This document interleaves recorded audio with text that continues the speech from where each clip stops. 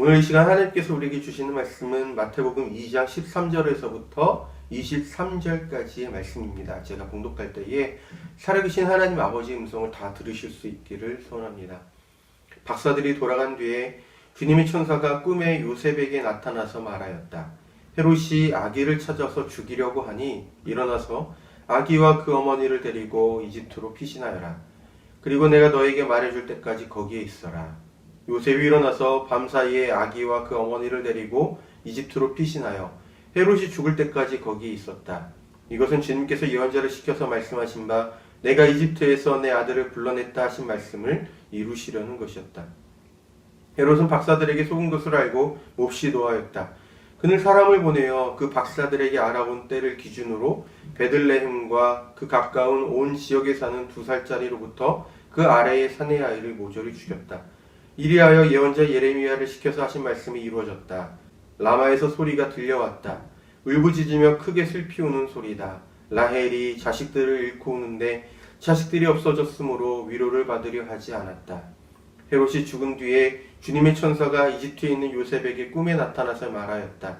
일어나서 아기와 그 어머니를 데리고 이스라엘 땅으로 가거라. 그 아기의 목숨을 노리던 자들이 죽었다.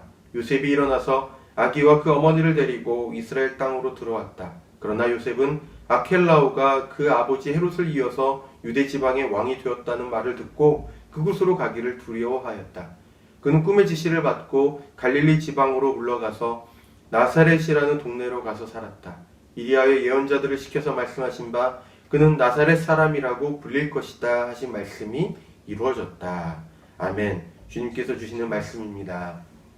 예수 탄생의 역설이라는 제목으로 오늘 주신 말씀을 함께 상고해 보고자 합니다. 우리는 계속해서 성탄절의 절기를 지내고 있습니다. 예수께서 세례를 받으신 것을 기념하는 수세 주일이 되기 전까지는 예수님의 탄생에 관한 성서의 말씀들을 함께 묵상하게 될 것입니다.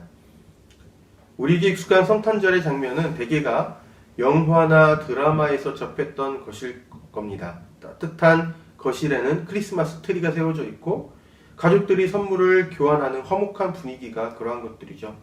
이처럼 평화로운 분위기는 마국간의 말 구유에서 태어난 아기 예수님을 바라보면서 목자들과 동방 박사들이 경배하는 성서의 묘사와도 잘 어울립니다. 하지만 순수하게 시간의 분량으로만 따지면 그러한 장면들은 잠깐일 뿐입니다. 엄밀히 말하면 아기 예수께서 탄생하시던 그날 밤에 한정된 분위기였을 따름입니다. 오늘 복음서의 말씀은 그러한 평화로운 분위기와는 대조되는 장면을 우리에게 들려줍니다. 이것에 대해서 톰 라이트는 이렇게 말한 바 있습니다.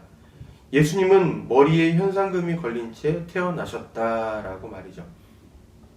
그렇습니다. 그분은 태어나면서부터 그분을 제거하려는 자들의 위협을 받았고 도망쳐야 했습니다. 헤롯이 예수님의 목숨을 찾으려고 했기 때문입니다.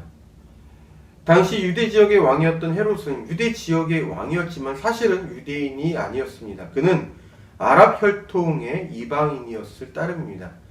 다윗의 혈통이 아님에도 심지어 유대인이 아님에도 불구하고 그가 유대 지역의 왕이 될 수 있었던 것은 그의 가문이 로마로부터 인정을 받았기 때문인데 일찍이 헤롯의 아버지는 로마의 폼페이우스가 팔레스타인을 침공할 당시에 그의 원정을 지원함으로써 로마와 오랜 관계를 맺기 시작했습니다. 그 덕분에 헤롯 가문은 로마로부터 혜택을 입을 수 있었던 것이죠. 나중에 로마는 헤롯의 아버지에게 로마의 시민권을 주고 또 유대의 총독으로 임명하기도 했습니다. 그러므로 헤롯의 정치 인생은 유대의 총독이었던 아버지를 따라 나서면서 시작되었다라고 말할 수가 있어요. 결국 헤롯도 나중에는 로마로부터 갈릴리 지역의 분봉왕으로 임명됩니다. 그러다가 팔레스타인의 내전이 일어나면서 로마로 도망을 가게 되는데 이후에 로마의 원로원이 헤롯을 유대의 왕으로 임명하고 그에게 유대를 장악할 수 있도록 막강한 군대를 주면서 헤롯이 다시 유대로 돌아옵니다. 예수님은 그 헤롯이 유대를 다스리던 때에 태어나셨던 것이고 본문에서 예수님의 목숨을 찾았던 사람이 바로 이 사람 헤롯입니다. 헤롯은 무자비한 사람으로 알려져 있었습니다. 그는 자기의 왕권에 정치적인 위협이 되는 인물이라면 그가 가족일지라도 제거했던 사람이었어요. 그는 그의 아내와 자식들도 제거했을 뿐만 아니라 자기가 죽으면 온 성안에 울음소리가 들려야 한다라고 해서 임종쯤에 한 가족에 한 사람씩 살해하는 참극을 벌이기도 했던 인물입니다. 이것을 보면 그가 얼마나 권력에 집착하는 사람이었는가를 우리가 짐작할 수가 있죠. 자기 권력을 지키기 위해서 자기의 가족까지도 눈 하나 깜빡하지 않고 제거할 수 있는 인물이었는데 유대인들이 기다려온 메시아가 이제 태어났다고 하니 헤롯이 가만히 있을 리가 없습니다. 그는 동방박사들이 가져온 정보를 추적해서 아기 예수님을 제거하려던 계획이 수포로 돌아가자 예수님이 태어난 지역과 그 때를 기준으로 해서 그 지역에 있는 2살 이하의 남자아이들을 모조리 죽였죠. 그러므로 마태복음은 태어나면서부터 생명의 위협을 받았을 뿐만 아니라 자기 또래의 남자아이들이 독재자에 의해서 학살을 당하고 자신은 집 없는 난민 신세가 되었던 이 예수님의 상황이 곧 메시아 복음의 탄생의 배경이었다라고 소개하고 있는 것입니다. 그야말로 평화의 왕으로 오신 예수님은 아직 그가 걸음마를 떼고 말을 배우기 이전부터 이미 그의 목에 현상금이 걸린 집 없는 난민이었다라는 것이죠. 예수님의 이러한 등장은 그분이 평화의 왕으로 오셨다라는 것과는 어울리지 않습니다. 적어도 우리의 경험에 비춰볼 때에 그것은 모순으로 보입니다. 우리는 힘을 가지지 않고서는 평화를 이뤄낼 수 없다라는 것을 이 세상을 통해서 경험하였기 때문입니다. 강한 자에게 목숨을 위협당하고 심지어 또래의 무고한 남자아이들의 죽음까지도 막지 못하고 오히려 도망다녀야 했던 아기 예수님을 보면서 그가 어떻게 평화의 왕으로 오신 것인지 의문이 들지 않을 수 없습니다. 이것은 오늘 우리의 의문만이 아니라 당시 유대인에게도 떠오르던 의문이었을 거예요. 하지만 마태는 바로 그러한 방식이 하나님께서 그분의 백성들을 해방시키시고 온 세상에 정의를 가져오시는 방식이라고 말하고 있습니다. 이러한 하나님의 방식은 구약의 이사야 선지자를 통해서도 선포된 바 있어요. 오늘 우리에게 주어진 병행 본문으로서의 이사야서의 말씀에서는 이렇게 선포되고 있습니다. 주님께서는 그들이 고난을 받을 때에 주님께서도 친히 고난을 받으셨습니다. 천사를 보내셔서 그들을 구하게 하지 않고 주님께서 친히 그들을 구해주셨습니다. 사랑과 긍휼로 그들을 구하여 주시지 않고 옛적 오랜 세월 동안 그들을 지켜들고 안아주셨습니다. 고난을 그저 하나님의 징벌로 알았던 사람들에게 있어서는 고난의 현장에 하나님은 존재하지 않는 것이었습니다.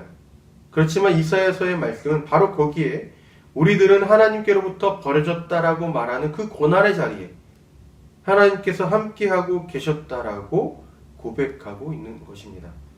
평화의 왕으로 오시는 아기 예수님의 탄생조차도 암울한 비극의 서사 가운데 놓여 있었다라는 것은 힘을 가진 자가 평화를 가져온다고 말하는 저 세상의 논리와는 거리가 먼 것이었지만은 오히려 그것이 하나님의 방식이었음을 깨닫게 합니다. 그분이 우리와 함께 계시는 임마누엘의 하나님이 되시려면 고통이 있는 자리에 우리와 함께 계셔야 하는 것이기 때문입니다. 또 하나의 병행 본문인 히브리서의 말씀도 고난을 당함으로써 구원을 이루시는 하나님의 방식을 말씀하고 있어요. 하나님께서는 만물을 창조하시고 만물을 보존하시는 분이십니다. 그러므로 하나님께서 많은 자녀를 영광에 이끌어 들이실 때에 그들의 구원의 창시자를 고난으로써 완전하게 하신다는 것은 당연한 일입니다. 그는 몸소 시험을 받아서 고난을 당하셨으므로 시험을 받는 사람들을 도우실 수 있습니다. 그분의 자녀를 구원하시기 위해 고난을 당하시는 하나님, 시험과 고난을 당함으로써 시험을 받는 자들을 도우시는 하나님, 이것이 바로 오늘 우리에게 주어진 마태복음과 병행 본문에서 말씀하는 하나님의 방식이라는 거예요. 예수님의 탄생에 관한 성서의 본문들은 세상의 정의를 가져다주고 평화를 성취하는 왕으로서 우리에게 익숙하고 또 우리가 동의하는 방식과는 전혀 다른 방식으로 예수께서 이 땅에 오셨다고 전하고 있습니다. 로마를 통일하고 전 세계를 무력으로 굴복시킴으로써 평화를 이루었던 로마의 옥타비아누스는 보통의 사람들과 구별되는 신성한 존재로서 자신을 아우구스투스라고 칭하였지만 예수께서는 당시 보통의 남자아이들에게 붙여진 예수라는 평범한 이름을 가지고 태어나셨습니다. 그런가 하면 평화의 왕으로 오셨어도 우리의 방식대로 평화를 가져올 만한 그와 같은 권력을 쥔 자로서 오셨던 것이 아니라 오히려 세상의 권력에 의해 위협을 받는 자로서 오셨습니다. 하나님께서 정의를 이루시는 방식, 평화를 이루시는 방식이 이러하다는 것은 그렇게 흘러가지 않는 세상의 방식에 익숙한 우리로서는 언제나 우리에게 큰 걸림돌이 됩니다. 우리는 이렇게 물어볼 수 있습니다. 헤롯이 광란의 칼춤을 추던 그날 밤, 헤롯의 칼끝을 피해 이집트로 달아나셔야 했던 예수께서 어떻게 이 세계에 평화를 가져다 주실 수 있으며 어떻게 하나님의 정의를 이루실 수 있는지, 어떻게 하나님의 백성들을 구원하실 수 있는지 말입니다. 하나님의 방식이 고난당하는 사람의 현장에서 함께 고난을 당하시는 것으로 구원을 이루고 유약한 사람들을 통해서 오히려 강한 사람들을 부끄럽게 하신다고는 하지만 우리는 이러한 것들을 체감하면서 살아온 적이 별로 없습니다. 어쩌면 마태도 그의 독자들로부터 이러한 질문들을 받았을지도 몰라요. 하지만 가보지 않은 길이라고 해서 거기에 길이 없는 것은 아니고 비치지 않는다고 해서 구름 위의 태양이 사라진 것이 아니듯이 마태는 그러한 방식으로 하나님의 구원이 예수 그리스도에 의해서 성취될 것임을 확신하고 있는 듯 보입니다. 마태는 아기 예수님께서 겪으신 이러한 상황들 속에서 하나님께서 그분과 함께 하시며 암울한 상황 속에서도 하나님의 구원이 있다라고 보았습니다. 그의 이러한 생각은 그가 인용한 구약 성서의 말씀들을 통해서 읽을 수 있어요. 그는 예수께서 헤롯의 위협을 피해 이집트로 피신하셨다가 다시 돌아오는 모습을 보면서 먼 옛날 기근 때문에 어쩔 수 없이 이집트로 피해갔다가 마침내 하나님의 인도하심에 따라 이집트의 압제에서 벗어나 탈출할 수 있었던 이스라엘의 모습을 보았습니다. 그것은 마태에게 하나님께서 이집트의 압제 아래에 있던 이스라엘 백성과 함께 하셨듯이 오늘의 예수님과도 함께하고 계심을 보여주는 것이었어요. 뿐만 아니라 마태는 헤롯이 베들레헴과 그 주변 지역의 2세 이하의 남자아이들을 사륙하던 그 장면을 기록하면서 예레미야서의 말씀을 인용하는데 그것은 비참하고 암울한 상황 속에서도 구원을 약속하시는 하나님의 구원 의지를 헤롯의 그 광기 어린 현장을 보면서 읽어내었기 때문입니다. 오늘 우리에게 주어진 성서 말씀은 세상에 익숙한 우리에게는 그만큼 낯선 하나님의 방식을 보여줍니다. 가진 자가 아니라 가지지 못한 자로서의 모습으로 오시고 강한 자가 아니라 약한 자의 모습으로 오시고 고통의 세계 밖이 아니라 고통의 현장 안으로 오신 예수께서 어떻게 평화를 이루시고 정의를 회복하실 수 있는지 우리는 이해하기가 어렵습니다.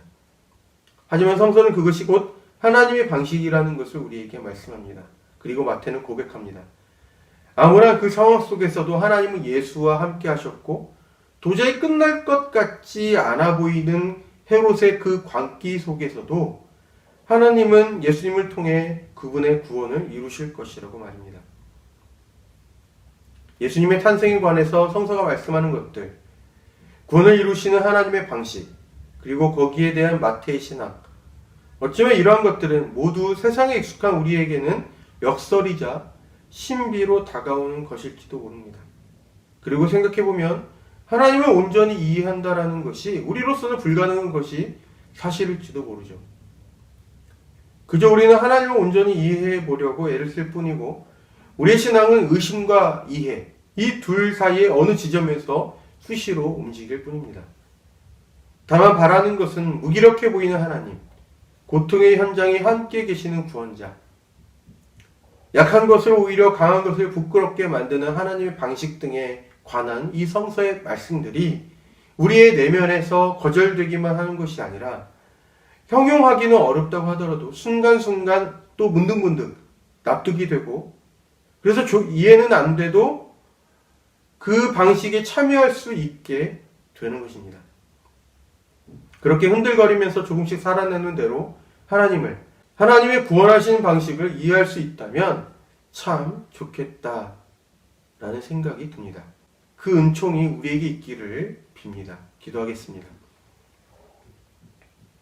주님, 약한 자의 모습으로 오시는 주님의 모습이, 그리고 고통 가운데 함께 계시는 구원자로서의 당신의 모습이 저희에게는 여전히 이해되지 않을 때가 참 많습니다. 그만큼 저희는 이 세상의 방식에 익숙해져 살아가기 때문입니다. 주님, 저희를 불쌍히 여겨주십시오. 암울한 상황 속에서도 구원의 빛을 보았던 예레미야처럼, 그리고 헤롯의 광기가 지배하던 밤 거기에서도 하나님께서 예수님을 통해 이루실 구원을 보았던 마태처럼 저희도 그러한 믿음의 시야를 갖고 싶습니다. 도와주십시오. 신앙의 길이 흔들리며 걷는 길이라지만 흔들리는 중에서도 곁에 계신 주님을 인식할 수 있을 만큼의 은혜를 늘 경험하면서 살아가고 싶습니다. 주님, 저희를 붙들어 주시고 인도하여 주십시오. 평화의 왕이요 온전케 하시는 예수님의 이름으로 기도합니다. 아멘.